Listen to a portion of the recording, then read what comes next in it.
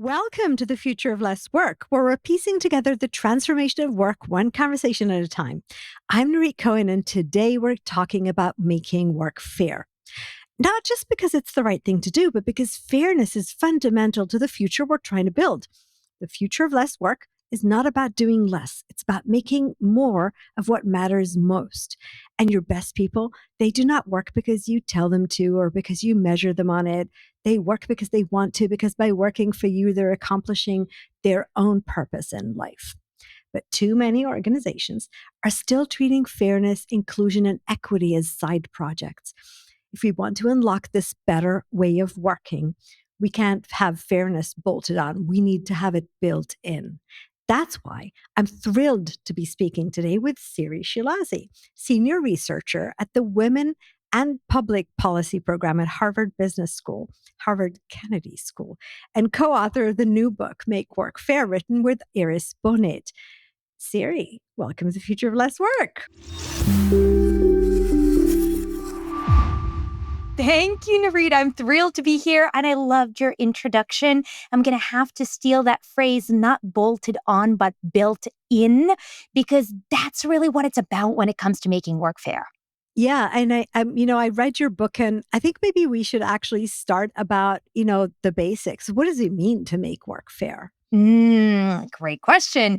The way Iris, my co-author, and I define fairness is that it's providing a genuinely level playing field where everyone has an equal opportunity to succeed to their full potential. Think of the 100-meter running race in the Olympics, right?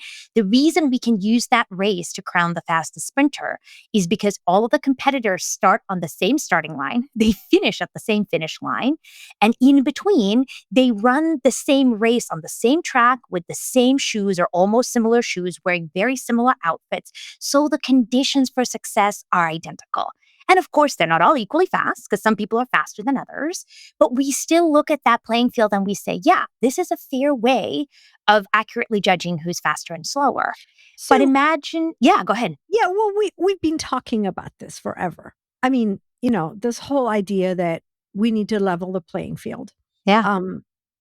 And here we are, right? So why is this so difficult? What have been, I don't know, maybe I should be asking you, well, what have we been doing wrong, or what we've been doing hasn't worked? I know we've been training people about this forever. Yeah, we have been. If we go back to the 1850s, women didn't have the right to vote in this country, and neither did people of color, right? And we fixed that. If we go back to the 1960s and 70s, women didn't have the right to get credit in their own name, to even obtain a credit card in their own name. We fixed that. So if we look in the broad arc of history, we actually have made a lot of progress, and we've called it over time, suffrage, affirmative action, women's advancement, diversity and inclusion, diversity, equity, and inclusion. So yeah, because you went really back, to big problems. But I'm thinking of the last 20 years. I mean, the amount of work we've put into mentoring and coaching and diversity programs and making sure, people have role models that look like them in the rooms and, look like them in the hiring process. And here we are, and yet here we are. Yeah. So the reason I started with the long-term view is because I think it's important to appreciate the progress that has been made, and we're building on that, right? We're building on this foundation, and now we're saying, what's next? How can we move even further? And I think you said the magic word right there, which is programs. A lot of this work has been treated as a programmatic add-on. So it's the once-a-year training or the quarterly networking event that you go to, or the special leadership program for women, or the minority recruitment program for candidates of color. So instead of embedding fairness into the actual things that we're already doing by, let's say, having just one recruitment program that we can put all candidates through that's actually so unbiased and objective that it treats everyone fairly. So we don't need a separate recruitment program for traditionally underrepresented groups. We've gravitated toward these easy bolt-on solutions. And that actually is one of the core arguments of our book, which is that you have to make work fair for real. We have to approach it with the same tools and with the same seriousness as we approach our core business. And part of that means recognizing that fairness is not a program, not a one off, but a way of doing all the things that we're already doing. That's really interesting. So if we go directly to the core of the business, right? Yeah. In fact, I had recently an interview with a general manager of Logitech, of Personal Solutions, and I don't know if it's because they're based in Europe, but it was like it was basic for her. She basically said Hmm. people using my products are all sorts of people, and they're working all sorts of ways, and or working or using my products all sorts of ways, and therefore my room, my leadership team, the way I work needs to be all these sorts of people and all these sorts of ways of working. And it was like very basic for her, and you see it in the data, right, in the results. Is it, how do we explain this to leaders? Because again, I go back to, and I'm sorry, and I've been in human resources 3 decades. It's like we have been talking about this forever. And we've also been bringing men into the women conversation, everybody into the, DEI conversations. And yet it still feels like we have to explain ourselves. And some of the headlines in the last year make it feel even more so. So let me give a really concrete example. And I think this really unlocks the solution. Behavioral science, and Iris and I are both behavioral scientists, so that's the lens that we take to this. Behavioral science has shown us that we can change how people behave without changing their underlying beliefs or attitudes. And I think this is one of the places where we have gotten stuck is we've just assumed that we need to change people's hearts and minds and get them to see the light first before we can Yes. expect them to behave differently. And that is just not borne out by the science. So when a lot of companies in recent years have wanted to make their recruitment less biased, more fair, more objective, their first go-to solution has been to put the entire recruitment team, all the people involved, through an unconscious bias training. And almost without exception, in these trainings, you'll learn all this academic research about unconscious bias, all these concepts, all these terms. Oh my gosh, bias is bad, but we're all impacted by it. But you leave with very few concrete tools other than quote unquote, be mindful or be intentional to actually implement in your work. And what So I give find me an really, example. Give yeah, me yeah, an yeah. example of how do you, bring it into the process and change the Exactly. system? Exactly. So the much more productive thing to do instead would be actually to skip the training and instead focus on changing the process itself. So, for example, are we asking all candidates for the same role, the same set of questions? Because if we're not, and we're asking candidate A a certain thing, a list of questions, and candidate B some totally different questions, how can we compare their answers fairly in an apples to apples fashion? So, some of the process changes that we would recommend based on research include predetermining the questions, same questions for all candidates, ask them in the same order. Then, when you're going in to evaluate the responses, let's say I interviewed 5 people, instead of looking at all the answers that candidate 1 provided and then moving on to candidate 2, I'd look at question 1 and evaluate just the answers to question 1 from all 5 candidates based on my notes and score them according to a predetermined rubric and then move on to question 2. We'd So you're also saying when I do that, I do not build a profile in my head of who this person is based on all the answers Exactly. together. And research just shows that our minds are naturally comparative in evaluation. So we're looking for a reference point. And if you're asking me to evaluate one candidate or one answer or one student essay, as in my case when I teach, it's I'm pulling a reference point from somewhere, which is often who has been in this position before, who's the prototypical model of success. But when I have 3 or 5 answers to compare and calibrate against each other, my mind is much better able, much more accurately able to actually determine which answer is Okay, most that's a really compelling. good example. Can you give me another one, maybe from a different process? Yeah, let's talk about promotions. Yes, So let's do many that. organizations have these promotion processes where either you, as the employee, have to raise your hand and ask to be promoted, or perhaps your manager needs to, or somebody else needs to put you forward, right? So it's a so called opt in process. Well, research shows both that the ability and willingness of people to self promote and to advocate for themselves varies. It varies by culture, it varies by gender, it varies just from person to person in a way that doesn't correlate with skills and competencies. We tend to often in organizations confuse confidence with competence. So the people who are just banging the table saying, me, promote me, give me a raise, give me this, give me that. Just because they're the loudest voice doesn't mean that they're actually the best person for the job. So we've tested, not me actually personally, but colleagues around the world, scientists, have tested a small process change whereby we move from this opt-in scheme to an opt-out scheme. Think of a professional services firm like a management consulting firm where you've got analysts and people typically maybe are analysts for 2 years and then they get promoted to associate. And on average, they're expected to be an associate for 3 years before they get promoted to So you're consultant. basically saying, I'm going to assume that you're in the pipe for the next job, Exactly. even if you So don't we're say going to anything. determine an average length of time that we expect people to be in a role, let's say 2 years as an analyst. And then after 2 years, by default, we evaluate everybody at the analyst level for promotion.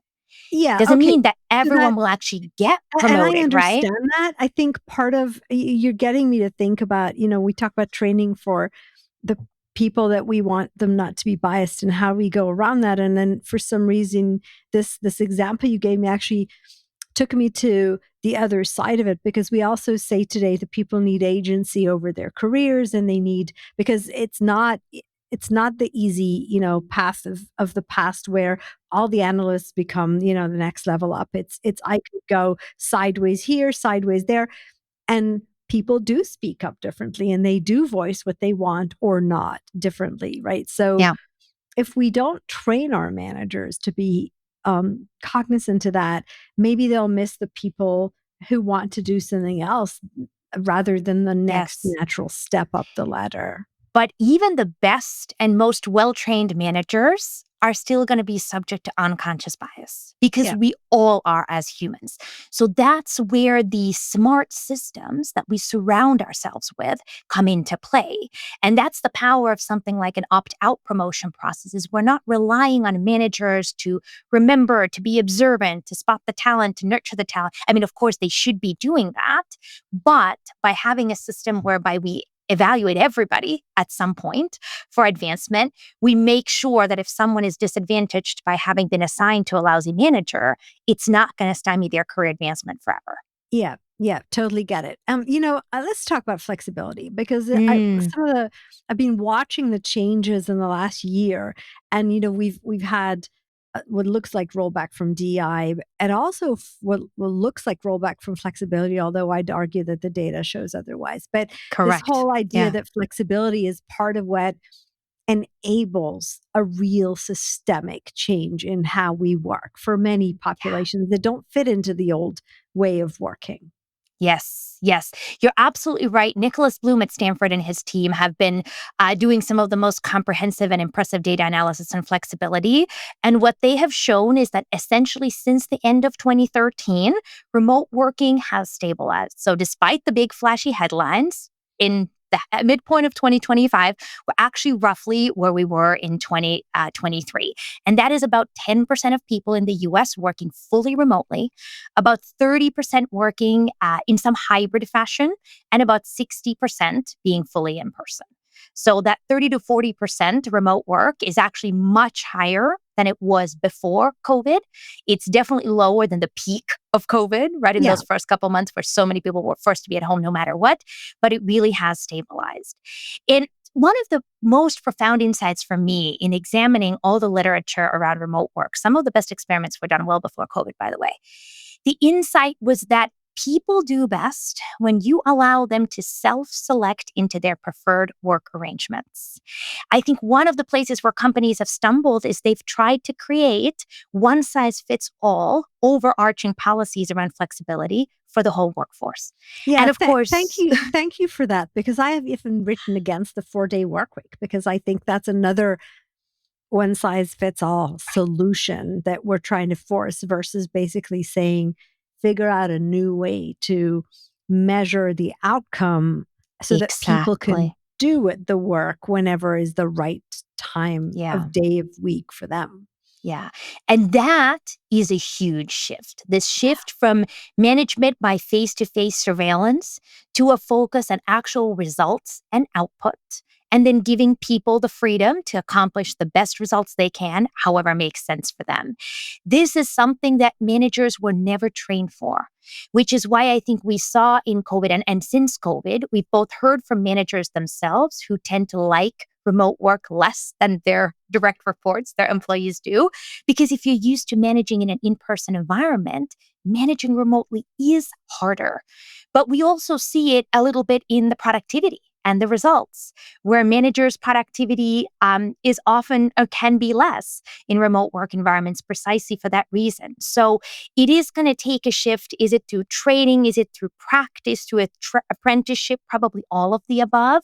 But we do have to equip managers to manage differently in the newly flexible world. Yeah, I agree. I agree. And the another one that I saw in your book that I really loved was this idea that anyone can drive change as opposed to just looking up and waiting for the leadership to do it. I think you called it a norm entrepreneur. Yes, yes, exactly. So norms are the shared but often unspoken understandings of how we do things around here. What's okay and what's not. When you join a new company, they give you the employee handbook and it gives you the policies on, vacation time and speaking up and this and that. But it doesn't tell you, do meetings start on time? Is it okay to challenge a senior leader publicly or privately or perhaps not at all? How do I actually get promoted? Right. And so those are the things that we absorb by observing other people around us, by understanding what the norms of the place are. And research also shows that norms are quite malleable. They are easier to change than we realize, even by a single individual in a large team. If you start behaving differently, role modeling a different behavior, influencing your colleagues, you can pretty quickly shift how you do things around here. So that's the power of norm entrepreneurship. And I, always love the example of something like meetings. Think of something that you don't love in your organization's meeting culture. Maybe it's that meetings start late or they run late, or maybe it's that people are multitasking on their electronics in meetings. So Maybe you're it's that basically there's saying go into a meeting that you own, role model doing something different. exactly something that you'd like other people to do as well. And you may have to do it twice, or if it's something like rampant interruptions that you would like to stop, you may have to do a concrete intervention and interrupt the interrupter in the moment and say, "Oh, James, I look forward to hearing your point in a minute, but let's let Nirit finish hers first because she was speaking," right? You might have to make this kind of really concrete intervention once or twice. But if you do, you're going to embolden someone else to do it too, and very quickly.